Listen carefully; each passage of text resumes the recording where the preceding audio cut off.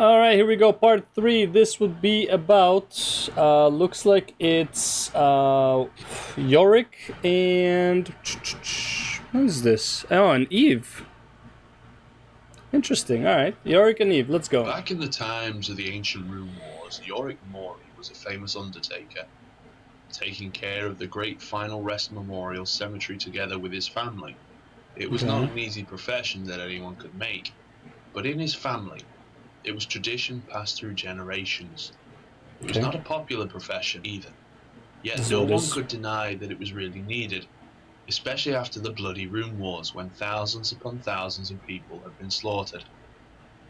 Yorick had always been taught about the importance of his work and the effort it takes. His shovel was his only companion through the long nights amongst the dead. The Mori family gravediggers always said that the shovel of an undertaker is not the only tool of his work. It's also part of his inheritance. Imbued with spirits of his forefathers, it was able to protect one through times he spent in the darkness. This particular man had shamed his legacy though. It was not about his job. Yorick was a good gravedigger who quickly got accustomed to loneliness, darkness and long hours of work with dead corpses. But the problem was that he grew accustomed to the loneliness so much that the company of other people made him nervous. Okay. He could never talk with someone for longer than a few minutes, not to even He's a shy guy, creating a family. Yorick had died without an heir, bringing his family line to the end. And with no one to take care of it, the final rest memorial had soon been turned into ruin. Yorick had been buried in the family mausoleum, wielding his shovel even in death. But he did not find the end that he expected to find. Some period of time had passed, maybe days, maybe months. He looks pretty much alive to me. That didn't matter for Yorick anymore, when he had re-emerged at the dead shores of the Shadow Isles, hanging between life and death. There he returned to his position of an undertaker, but in completely different meaning of that profession. He was not meant to dig graves. His job now had changed drastically. He was more of a guide who was meant to lead the dead through many tiers of death's ladder until their ascension. He serves as a ferryman for the Isle's denizens. And yet, despite his work for others, he's stuck on the lowest tiers himself, unable to climb the ladder until he fulfills his destiny by leading enough dead into the higher states of undead's life. No one knows how many people he needs to take care of, nor he knows it himself. That is the price that he has to pay for ending his family line. He'd been working for ages, tirelessly doing his best to fulfill his role in the ascension cycle, but with time came regret and shame of his faults. Yorick has decided to come back to find himself, the body of a man that he once was, convinced that it could hold the secret to his salvation. He's arrived at his family's mausoleum, just to find it ruined, just like the rest of the great necropolis. Yorick was unable to find his body or even the slightest trace of it, making it rather hard to follow his own plan of looking for salvation within it. And yet, he didn't return to the Shadow Isles. He decided to stay off the dead lands for a bit longer. He wanted to find another way. And he's finally found it. The League of Legends. It was a curious place full of extraordinary warriors, crazy mages, and beings from other realms, and yet it grew very popular amongst the denizens of Valoran. There, Yorick had been seen an opportunity to immortalize his family name that he allowed to be forgotten. There he fights, so everyone will remember him.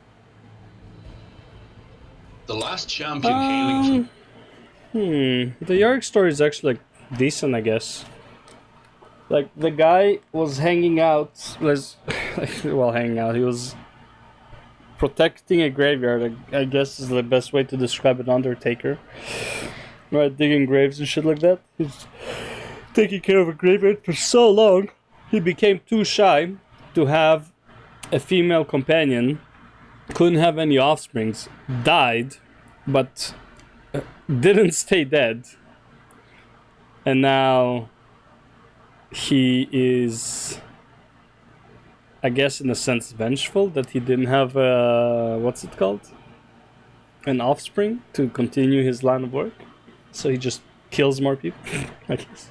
And the Shadow Isles is a curious case. Her origins are shrouded in mystery, not only because of lack of any evidence of a birthplace, Evelyn actively helps develop rumors about herself, working on disinformation of everyone who could be after her. Bro, what year is this? Disinformation in 2013? Bro, you're ahead of your time. Very little proof exists to even support her connection to the Shadow Isles, Okay. but most people tie her with the mysterious land. Evelyn is a beautiful, deadly, and sinister woman. Her blue skin and pink hair Wait, make she's Evelyn a what? is a beautiful, deadly, and sinister woman. Oh, Her sinister blue woman. skin and pink hair make her rather What race is she, though, if she is pink skin and shit? exotic beauty, and yet she easily gains favor of many men. Yeah, what race is she?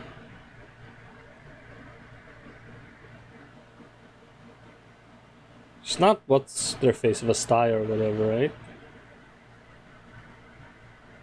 Yeah, what is she then? Interesting. Just a But what vampire? is she? Just a blue vampire? There are many theories about that, and Evelyn laughs about all of them. Some call her a succubus, a demon feeding upon the lust of men that she encounters.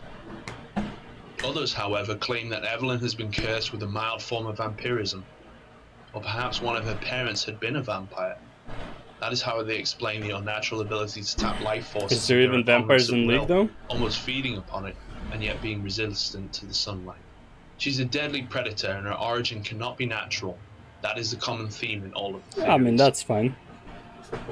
However, some even claim that she's the harmless victim of a magic experiment gone wrong, turning her into a vicious, hungering monster back when she was a little girl.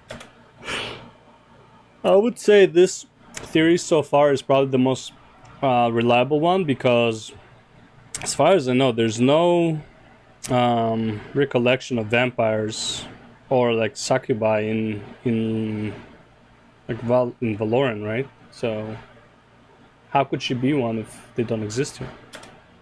Now she hunts her victims. Maybe she is the harmless mind of a child has been damaged, and she is the one vampire succubi. As for Evelyn, she laughs at those theories all the time, not confirming or denying any of them. Fuck is the skin? She doesn't even look like Evelyn. Holy fuck. The blue-skinned beauty is known for her close connection to the shadows, in which she can easily disappear. That makes her a perfect assassin, and many powerful people of Valoran have made use of her services on numerous occasions already. They know her price is rather high, and not everyone can afford her services. But once you pay the Widowmaker, you can be sure the job will be done. No one can see her coming. No matter how hard her task is, Evelyn manages to pull it off. Yet there is always something that Evelyn can gain for herself during a task that she's given. Whether it's opportunity to steal some valuable goods or expand her influence by working for two people at the same time, she will do it. She always has her own plan, and it does not always satisfy her employer. But he would need to know about it in order to act in any way, shape or form, and Evelyn is too smart to make that happen. Fair enough. But when Evelyn joined the League of Legends, everyone knew she had some bigger picture in mind. Joining the League to fight others was something that Evelyn would never do. There had to be something in it for her that made her agree to become part of the League's roster. She could, however, just do it because she felt like it. That sounds like something Evelyn could do. Yet as time passed, she had been gaining more and more influence with the League's summoners, and those above them as well. Through seduction, compliments, and flattery, she gained the favor of many summoners of the League. This is probably, by far, the most seductive skin in the game in a picture. Not like the sexiest or whatever, but like the most seductive for sure. I mean, that pose, you know, just saying. It is unknown why she'd want to do that, but one is sure. If the summoners had to be involved, Evelyn's latest plans are set on a world scale.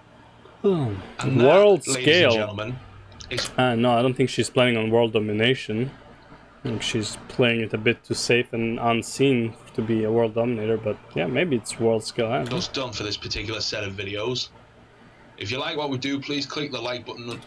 Was it only 3 parts? I thought it was 4 parts for Shadow Isles.